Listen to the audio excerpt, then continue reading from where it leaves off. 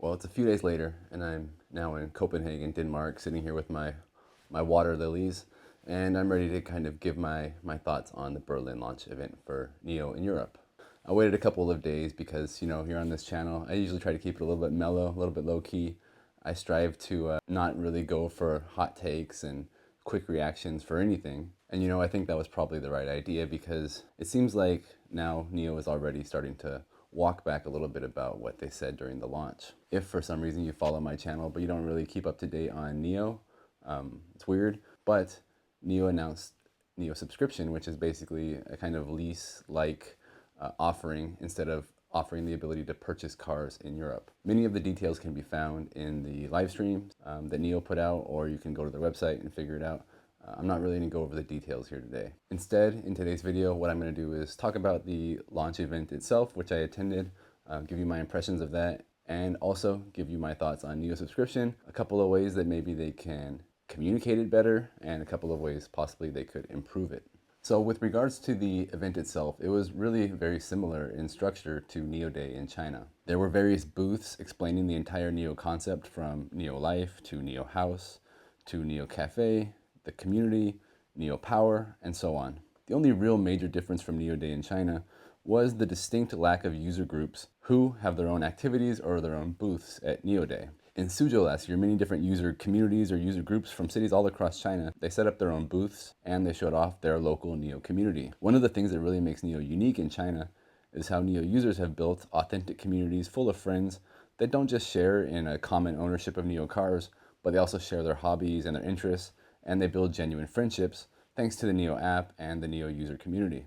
So maybe next year at a potential NIO event in Europe, after people have started subscribing to the cars or maybe even buying the cars, we will see similar user communities, booths pop up at the event. Prior to the event, there was a lot of excitement. People who were in attendance seemed to be anywhere from reasonably pleased with the cars to very impressed. And just like in China, there seemed to be a lot of attention paid specifically to the ET5. Anytime I went to the ET5, a lot of people were around it. However, attendees at the event were only able to enter the ET7, and they were not able to get into the EL7 or the ET5. The show started a little bit late due to technical difficulties, but everybody remained in pretty high spirits. While I can't speak for everybody, the general vibe was very enthusiastic, and people were eager to see what the plan was for Europe. The crowd seemed quite happy to hear William Li speaking English, and the other presenters also kept the anticipation growing. After the cars rolled onto the stage and we learned about each model, people were more than ready to hear the prices and potentially place their pre-orders right then and there, just like they do in China at NIO Day. And then the subscription was announced and the show ended, and there was little fanfare, mostly just kind of confusion amongst the people, at least in my general area. People were looking around and asking, is that it? Like, can we buy it? Is it only a subscription?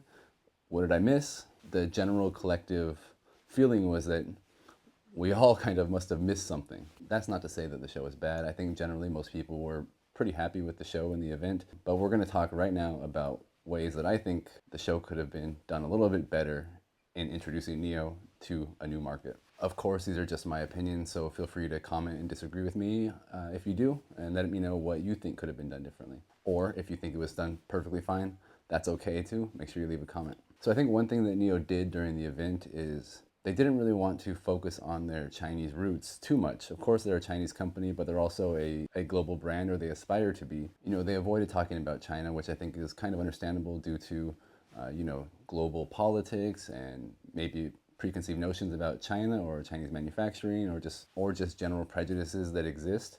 At some point during the presentation, prior to introducing the subscription, they should have either had a short clip of China users talking about their incredible service stories, or simply could have had a few slides where they discuss what their service is genuinely like for their users, how it is better than the competition, and perhaps even some user satisfaction scores. This would have been something that shows that there is more to car ownership than just owning a particular car, and that there is additional value that NIO users receive when they spend their money on a NIO, regardless of the ownership or the subscription model. This is a point that they really could have emphasized, so when they introduce the subscription model later, everybody would know that it includes the worry-free service, and we would know exactly what worry-free means to NIO and what it means to NIO users. Next, prior to announcing the subscription service, they should have made it very clear that what was about to be announced was how you would be owning a NIO car in Europe. They could have pulled something from the Apple playbook and said something like, today, we will be announcing a brand new way to think about car ownership exclusively for Europe, and we think you're gonna love it. Another thing they could have taken inspiration from Apple is when they introduced the iPhone. You might remember Steve Jobs said, it's an iPod, it's a phone, it's an internet communication device. It's an iPod, it's a phone, it's an internet communication device. Over and over and over, really emphasizing that all this was coming together to create something new. Of course, you don't want to just copy Apple for everything, but even just thinking about it right now, they could have said, and I'm ad-libbing here, but they could have said, it's a car, it's community, it's power, it's worry-free, it's a car, it's a community, it's power, it's worry-free, something like that. I don't know, something silly, of course, but it would have emphasized that something new is happening. And then they could have said, it's NIO Subscription. I'm sure there are even better ways to emphasize that they are about to announce something new and potentially surprising, so be ready for it.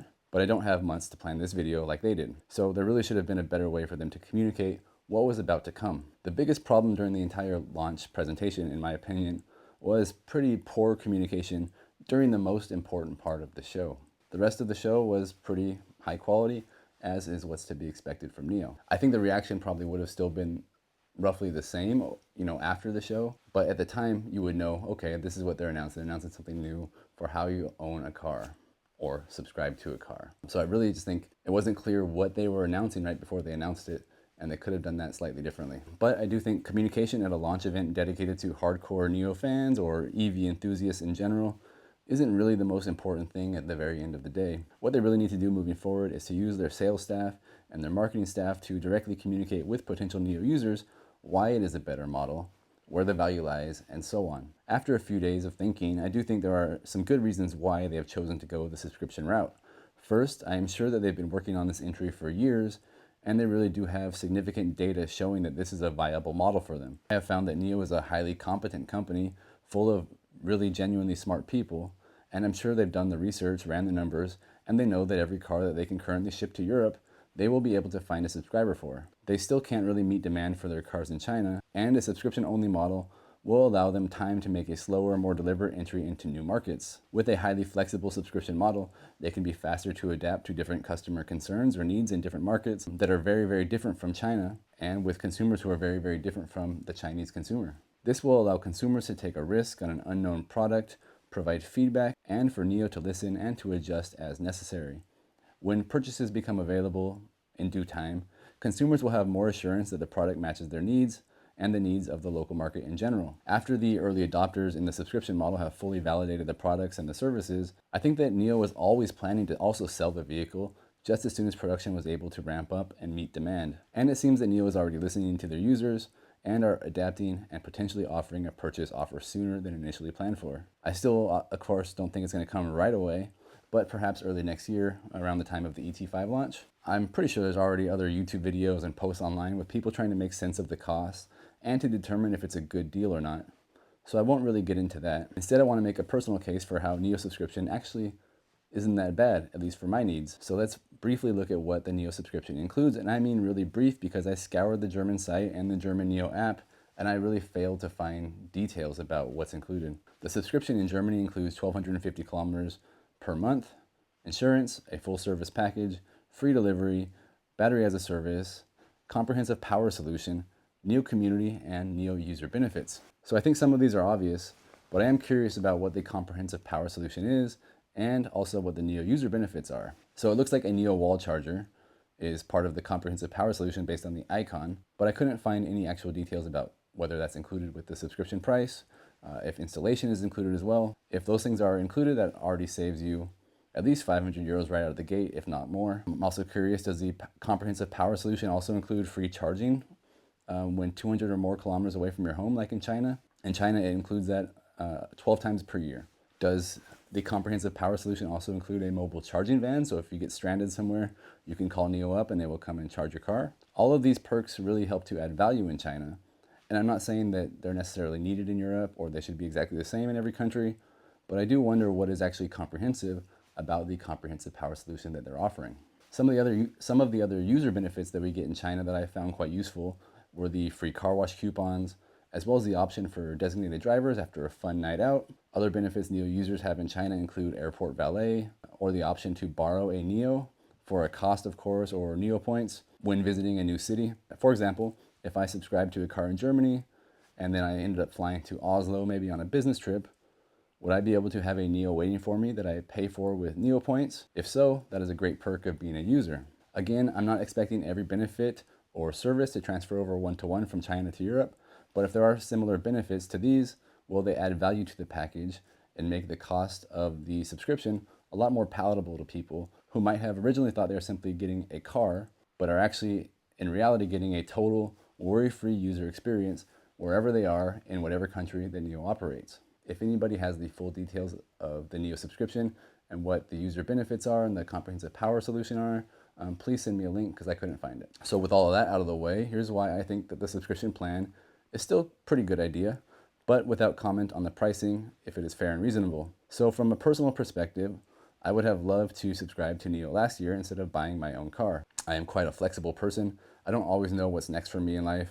I know that my use case is not going to be incredibly common, but I also don't think that I'm some kind of special unicorn and my case is unique, because it's not. If the short-term subscription model would have worked for me, it would also work for a lot of other people. Last year when I bought my EC6, a lot was still uncertain due to COVID, amongst other things. I bought the car knowing that I probably wouldn't have it for a super long time, most likely. So a short-term subscription encompassing all of the user benefits, allowing me to make my journey across and around China, providing me with all the user benefits such as NIO houses, NIO community, NIO power.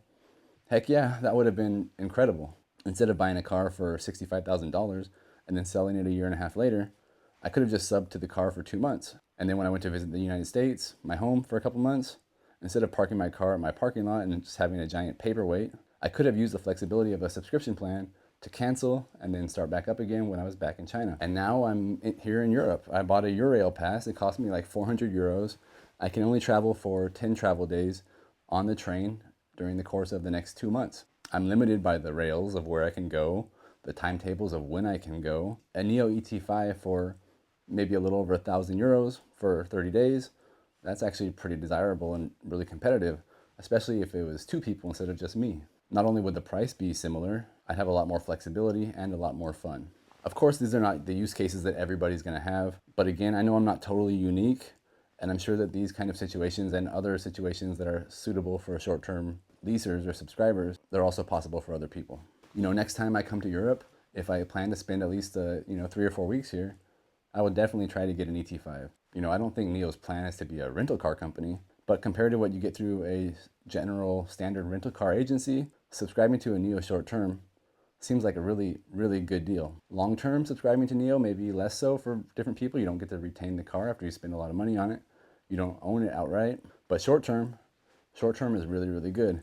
You throw in a couple of battery swaps and other perks that subscribers get, and the deal gets even better for a short-term rental. So now let's just briefly mention how I think it could be an even better value. So first, since there's no option to actually buying the car right now, at least let me treat it like it's my own car. Now I understand that most people in Germany drive about 15,000 kilometers per year, and that's why 1,250 kilometers per month seems reasonable to NIO, and it also helps protect the value of the car for NIO themselves, who are retaining ownership of the car. But I would personally feel more attached to the car, and in turn attached to the community, the brand, and so on, if I felt like it was mine, even if it wasn't technically mine. So what I mean by that is let me drive the car as much as I want. I personally put about 37,000 kilometers on my NIO in about a year of actual driving. I would have spent way too much on over mileage fees. If not giving everybody an option to treat it like it's their own and drive it how they want, at least have an option for unlimited mileage. If I want to have a true worry-free car ownership experience, well, I shouldn't be thinking about if I should go on this road trip on this weekend, or if I shouldn't based on the cost per